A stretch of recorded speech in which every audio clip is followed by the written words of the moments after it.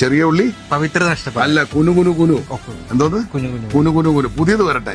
എങ്ങനെ ചെറിയ കുനു അരിയ. അതേപോലെ കാന്താരി മുളകില്ല, ഇപ്പൊ കിട്ടുന്നില്ല, കാലാവസ്ഥ ചൂടാ. അതുകൊണ്ട് പച്ചമുളക് കിരി അരിയ. എങ്ങനെ അപ്പൊ എന്നിട്ട് നമ്മള് 2 മുട്ട എടുത്ത് ആദ്യമേ ഒരെണ്ണം ഇങ്ങനെ പൊട്ടിച്ചു കണ്ടോ. രണ്ടാമത് വീണ്ടും ഒരു മുട്ട എടുക്കുന്നു. എങ്ങനെ പൊട്ടിക്കുന്നത്? നമ്മുടെ തേങ്ങ പീര. ഇതിലെല്ലാം ശാസ്ത്രീയ നാമങ്ങളുണ്ട് ഇല്ലേ? എന്ത് ചെയ്യാ? നന്നായിട്ട് ഞെവിടി അല്ലേ? ഞെവിടിയ പദാർത്ഥം നമ്മള് മുട്ടയിലേക്ക് സമർപ്പിക്കുക.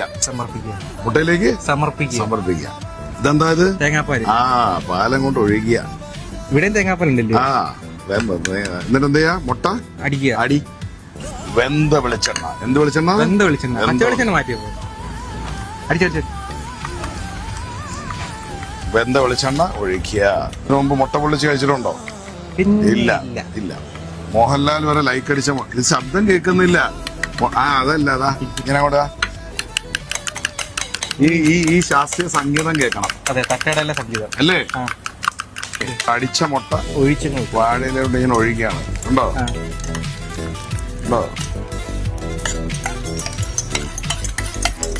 ഇനി റെസിപ്പി കാണിച്ചു കൊടുത്തില്ല എന്ന് വേണ്ട അല്ലേ? എന്റെ മോനെ, നമ്മൾ അടച്ച്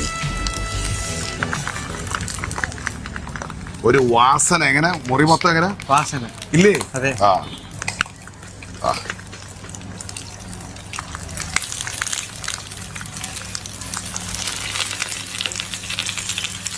അല്ലേ?